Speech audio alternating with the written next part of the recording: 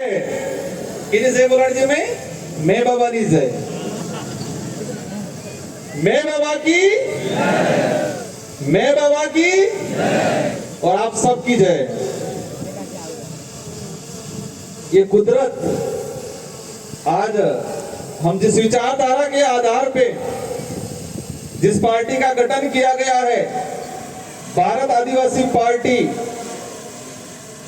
और इस विचारधारा की जो मूल थीम है कि प्रकृति ने पूजवी, जल जंगल जमीन आसमान ने पूजवू, और आदमी मे बाबा ने की पूजा की थी और अरज की थी कि मे बाबा गर्मी पड़ी रही है कई और आ नवो नवो आ मैदान काढ़ जुए तो धूड़े थोड़ो काढ़ो कर दीवान ते बे दाड़ा पहला असल पड़ जान पूर काढ़ो थई और हमें हाज्या था नामचा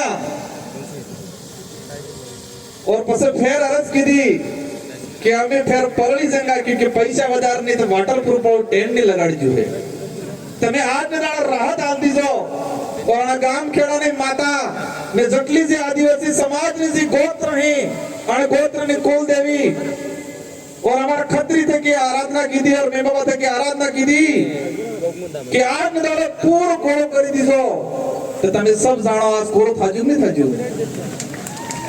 ये है आदिवासी समाज की पुरखाई जो पूजा पद्धति है,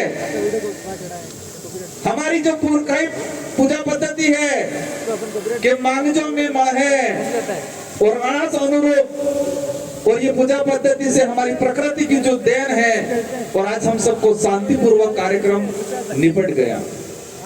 आज इस कार्यक्रम में हम जो पांडाल में बैठे हुए हैं, इस जमीन को तैयार कराने के लिए यहाँ के जो स्थानीय साथी हैं जिन्होंने दान की है, जिसका छोटा मोटा कब्जा था और इस जमीन के लिए कई साथी जेल गए हैं, उन सब के जो कौन मतलब पसीना बहाया, उन सब ने संघर्ष किया और उन सब की बदौलत आप शांतिपूर्वक तरीके से बैठे हैं, उनको भी मैं यहाँ से जोहार करना चाहूंगा।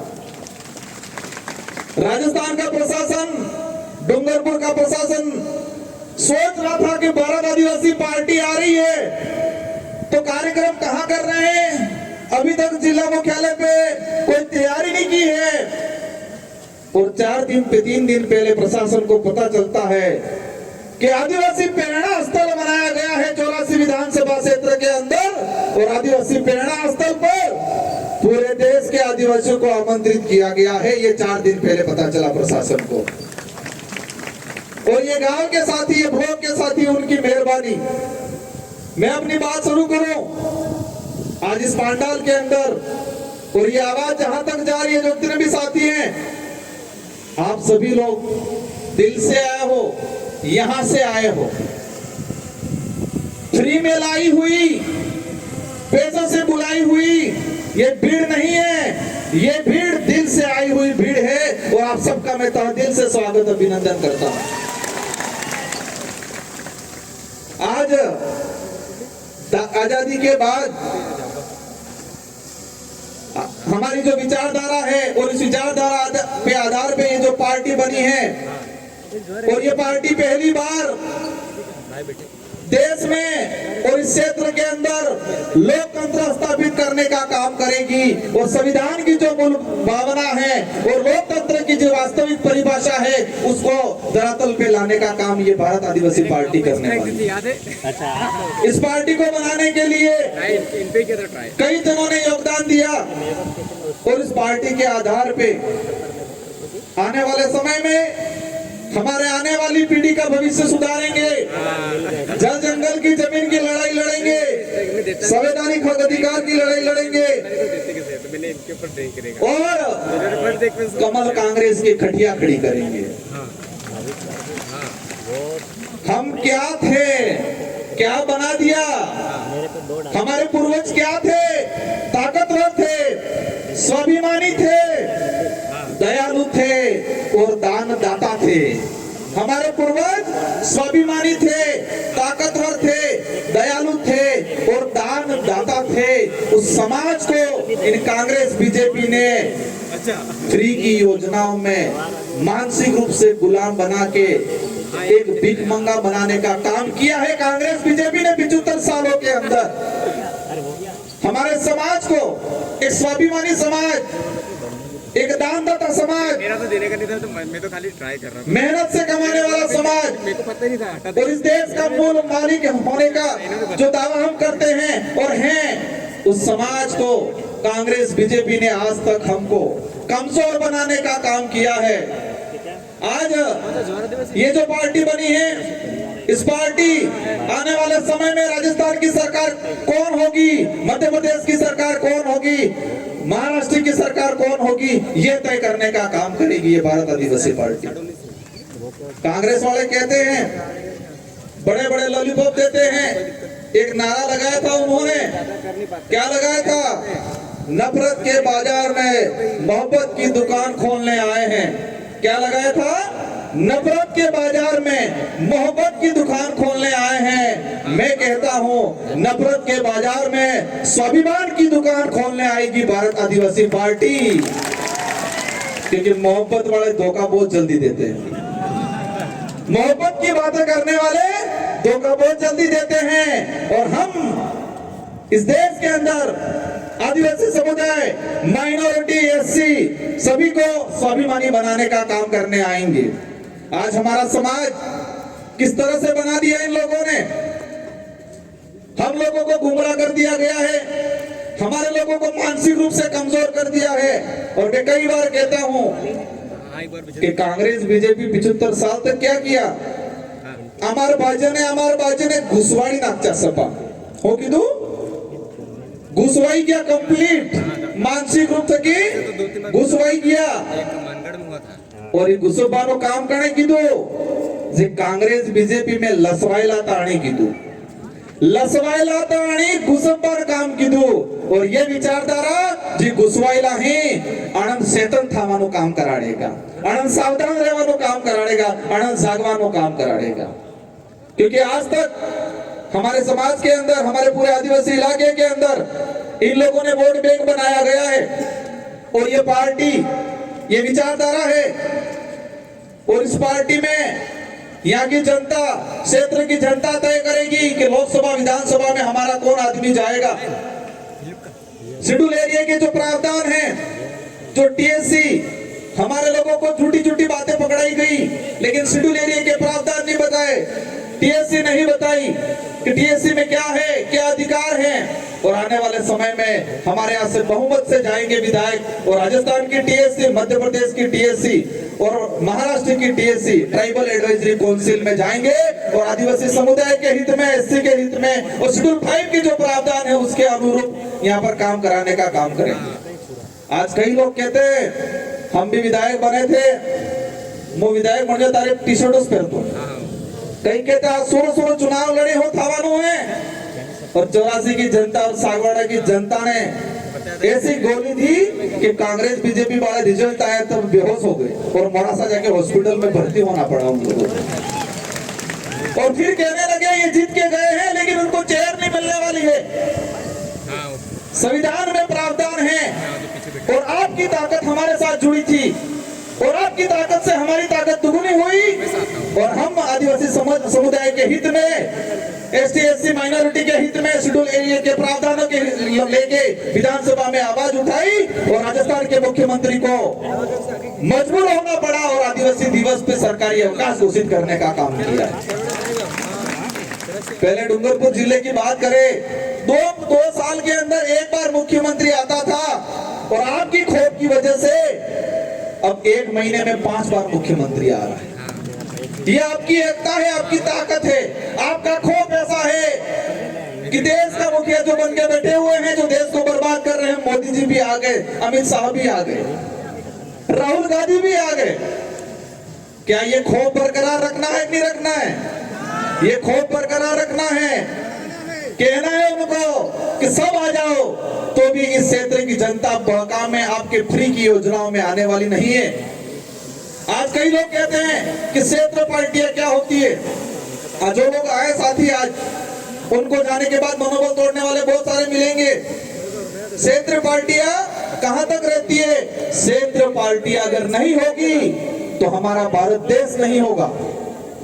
मैं क्या कहना चाह रहा हूं कि क्षेत्र पार्टियां अगर नहीं होगी तो ये देश नहीं रहेगा, ये तानाशाही हो जाएगा, हिटलर शाही शासन हो जाएगा इस देश के अंदर। स्ट्राइक दे दी। और क्षेत्रीय पार्टियों की वजह से ही इस देश में आम जनता के हित में कानून बने हैं आज तक। और आज तानाशाही सरकार है क्योंकि एक तरफा बहुमत है।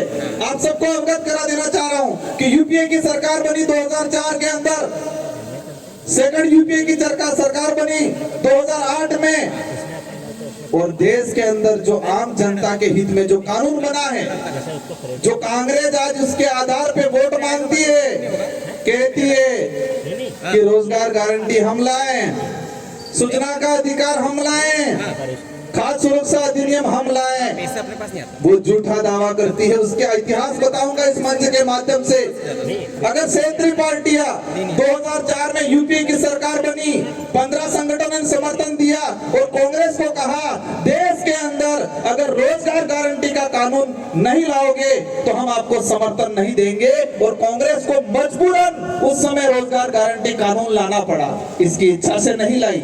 ये ताकत है क्षेत्रीय पार्टियों की। क्षेत्रीय पार्टियों की वजह से सूचना का अधिकार अधिनियम आया, क्षेत्रीय पार्टियों की वजह से शिक्षा का अधिकार अधिनियम 2009 बना।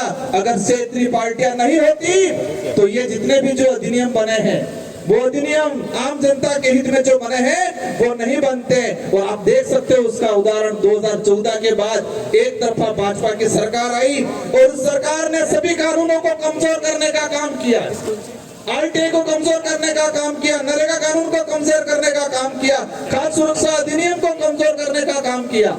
इसलिए क्षेत्रीय पार्टियां जब तक इस देश में जीवित रहेगी तब तक ये देश रहेगा, देश का संविधान रहेगा। और जो लोग देश का नाम बदलने की बात करते हैं, जो लोग देश का नाम बदलने की बात करते हैं, कौन कर रहा है देश का नाम बदलने की? कौन बात कर रहा है? भाजपा के लोग कह रहे हैं कि हम देश का नाम बदलेंगे। उनको 2023-24 में एहसास कराना है कि जो देश का नाम बदलने की बात करते हैं, जो संविधान बदलने की बात करते हैं, जो आरक्षण खत्म करने की बात करते हैं, उन लोगों को वापस गुजरात भेज देना है। कहां भेजना है? गुजरात भेज देना है। उनको एहसास कराना है कि ये भीड़ अब भीड़ नहीं रही है, भीड़ने वाले हो गए हैं, और ये भीड़ने वाले आने वाले समय में लोकतंत्र की वास्तविकता समझाने का काम करेंगे। साथियों, उदयपुर संभाग के अंदर बांसवाड़ा के अंदर तानाशाही की जा रही है। बांसवाड़ा में आरक्षण को लेके जो आंदोलन हुए उसमें परेशान किया जा रहा है। बांसवाड़ा में एट्रोसिटी एक्ट को लेके हमारे भाई थाने में गए, 200 लोगों पे मुकदमा किया गया है। उन बांसवाड़ा के मंत्रियों को भी एहसास कराना है कि ये राजतंत्र नहीं, ये लोकतंत्र है, और लोकतंत्र की परिभाषा 2023 में हम आपको दिखाएंगे।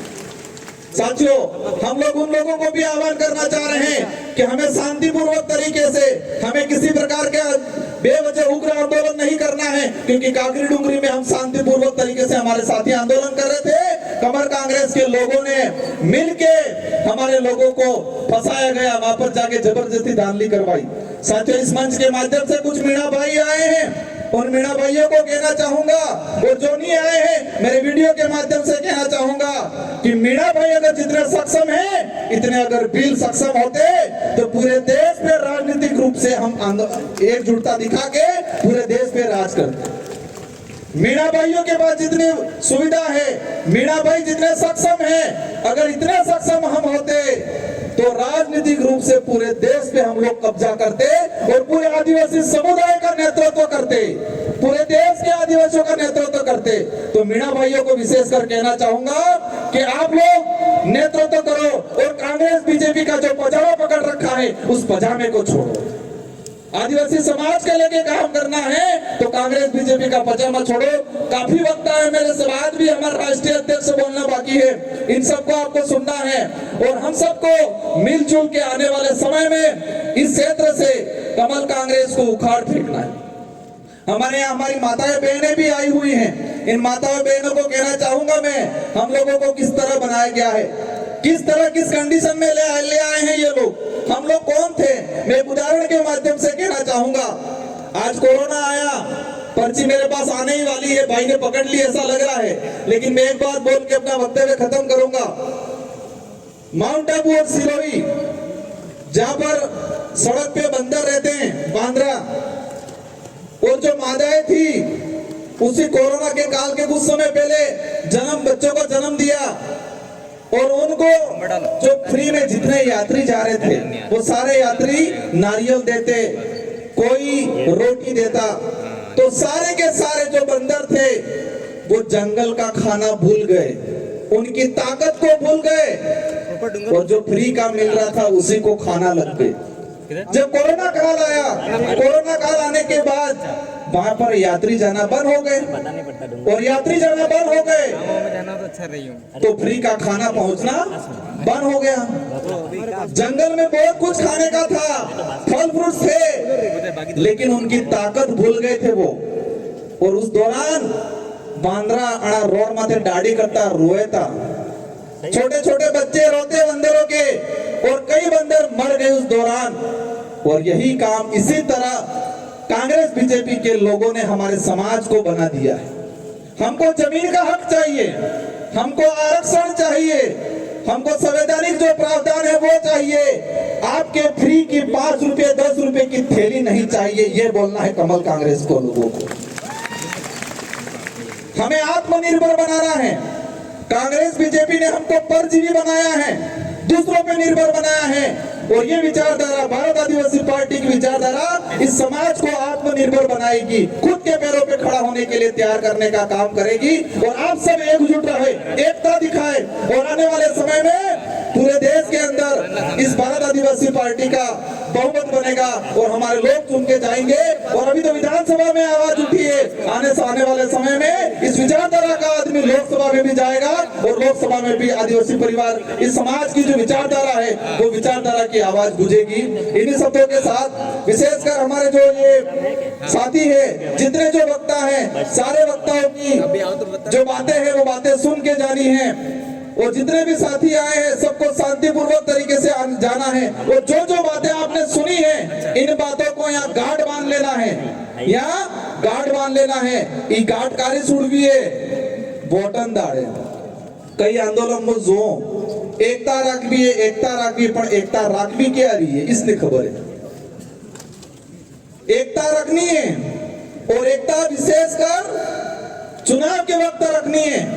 और इस देश के संविधान के अनुरूप हमारे देश को चलाने के लिए प्रत्येक 18 साल के ऊपर वाले व्यक्ति को एक चाबी दी गई है।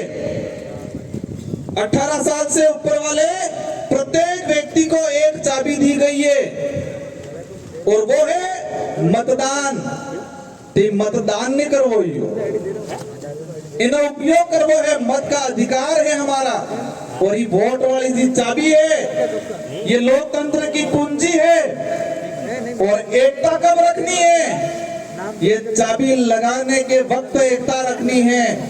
और कांग्रेस बीजेपी का ताले पे ऐसी चाबी लगानी है कि इनका ताला जंग खा जाए और कभी नहीं खुले, और भारत आदिवासी पार्टी का दरवाजा खुल जाए, और इस दरवाजे से संवैधानिक प्रावधानों के तहत हमको अधिकार मिले, ये काम करना है, ये एकता रखनी है। इन्हीं शब्दों के साथ आप सबको धन्यवाद, आभार। जय जोहार, जय भारत, जय वीर प्रदेश।